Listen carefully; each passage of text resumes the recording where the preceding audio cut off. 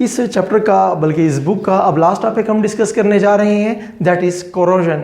Corrosion किसे कहते हैं, इसकी केमिस्ट्री क्या होती है। ओके, आइए देखते हैं इसको।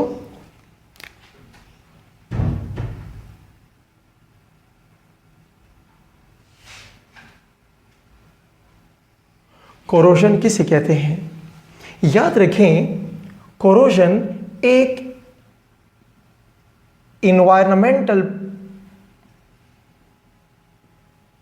पॉल्यूशन है, एक इन्वायरमेंटल पॉल्यूशन है।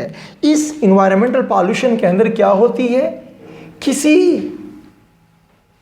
सब्सटेंस की जो सरफेस होती है, ये सरफेस क्या हो जाती है, ये सरफेस स्लोली ग्रेजुअली क्या कर जाती है, डिके कर जाती है। किसी सब्सटेंस के सरफेस का गाहे बगाहे खराब होना, आराम आराम से उसकी सरफेस का टार्निश हो जाना, कंज्यूम हो जाना, कोरोजन कहलाता है। अब याद रखें कि ये सब्सटेंस क्या है।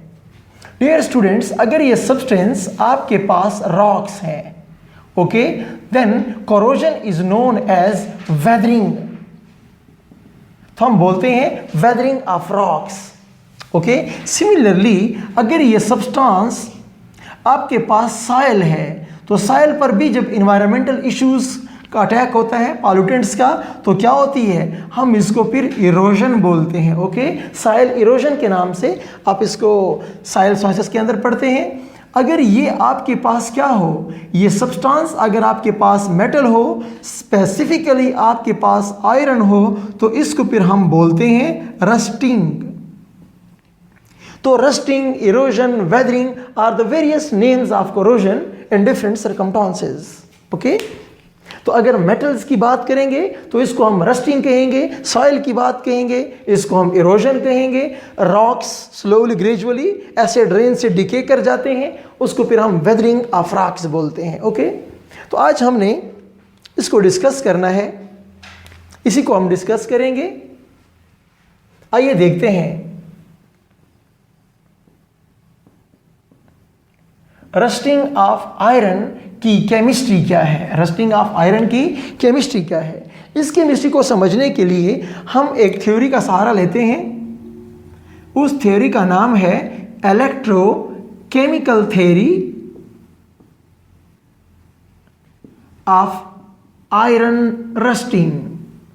आयरन की रस्टिंग को एक्सप्लेन करने के लिए हम एक इलेक्ट्रोकेमिकल थ्योरी है उसका सहारा लेते हैं। आइए स्टूडेंट्स इसकी तरफ जाते हैं। सबसे पहली बात यह है कि जो आयरन का आपके पास सरफेस है, बज़ाहिर तो ये सरफेस क्या होता है, स्मूथ दिखता है, लेकिन माइक्रोस्कोपिकली अगर आप देखें इसके अंदर इसकी सरफेस पे क्या होते हैं, so many microscopic ups and downs are there. Okay, so many microscopic ups and downs are there. हम उन अप्स एंड डाउन्स की बात करने भी जाएंगे। तो ये आप देख रहे हैं कि मैंने इस आयरन के सरफेस पे क्या लिए हैं, माइक्रोस्कोपिक अप्स एंड डाउन का जिक्र कर दिया है। अब स्टूडेंट्स, एक ये वाला पार्ट है, ये वाला बल्ज्ड आउट पार्ट, ये जो उभरा हुआ हिस्सा है, इसको हम कहते हैं कि ये प्योर आयरन है और it will act as a anode. Okay, हौसला कीजिए, मैं सारी बात एक्सप्लेन करने जा रहा हूं। ये आपके पास जो डिप्रेस पार्ट है, नीचे वाला, ये नीचे वाला पोर्शन, ये वाला पोर्शन डिप्रेस पार्ट, ये क्या करता है, ये बतौरे कप के रोल प्ले करता है। किसके, कप टाइप है ना। अब इसके ऊपर जब बारिश होगी, जब रेनिंग वाकया होगी, तो इस कप के अंदर कुछ ना कुछ पानी तो जरूर ठहरेगा। तो डियर स्टूडेंट्स, इस कप में अब हमारे पास क्या है, H2O, बारिश भी आ चुकी है, एटमॉस्फेरिक ऑक्सीजन भी आ चुका है, और इस के अंदर CO2 भी वाटर के अंदर डिजॉल्व पड़ा हुआ है। तो इट मीन्स कि यहां पर इस कप में, this cup is acting as a impure iron. Okay, ये इम्प्योर आयरन तुम्हारा कैथोड है।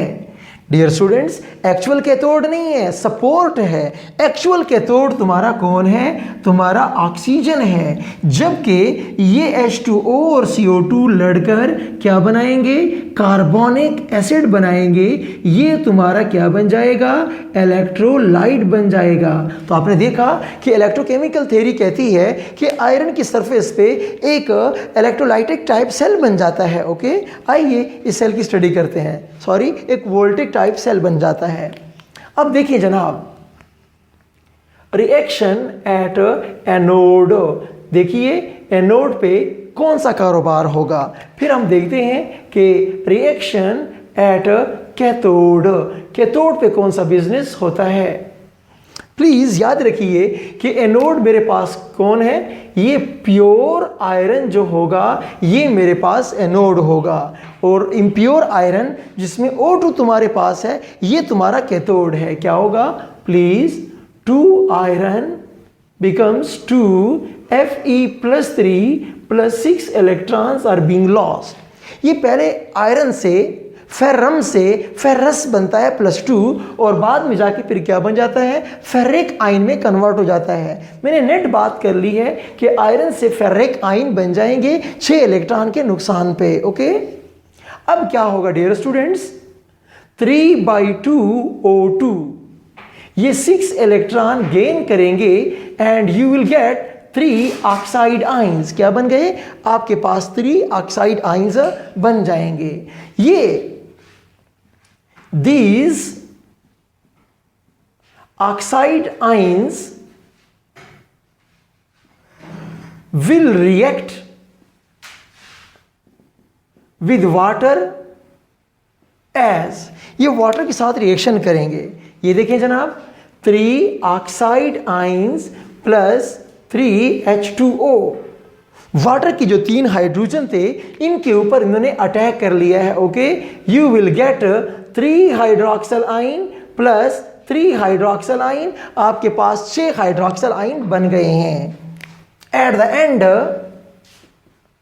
द एंड वो 2 आयरन प्लस 3 और ये 6 हाइड्रोक्सिल आयन मिलकर 2 FeOH होल ट्राइस, ये आपके पास रस्टेड आयरन का फार्मूला होता है। मैंने एक दिन पहले भी बात की थी कि अगर आप फ्रेशली एक सेब को काट लें, वो सरफेस वाइट सी होती है उसकी, थोड़ी देर के बाद वो टार्निश हो जाएगी, आपका फेरस क्या बन जाएगा? फेरिक में कन्वर्ट हो जाता है। तो जब आयरन +3 में कन्वर्ट हो गया है, ये आपके पास क्या है? रस्टेड आयरन का फार्मूला है। अब पढ़ते हैं कि इस कोरोजन से जान कैसी छुड़ाई जाए। नंबर 1, प्लीज़ आउटडोर इस्तेमाल ना करें। आयरन जब तक प्योर होगा इसका भाप भी ऑक्सीडाइज नहीं हो सकता, तो इसको बारिश के पानी से बचाएं, आउटडोर इस्तेमाल ना करें, आपका आयरन कोरोड नहीं होगा। नंबर 2, अपने आयरन को एज ए अलाइज में कन्वर्ट करें, स्टील बनाएं, फिर भी कोरोजन नहीं होगी।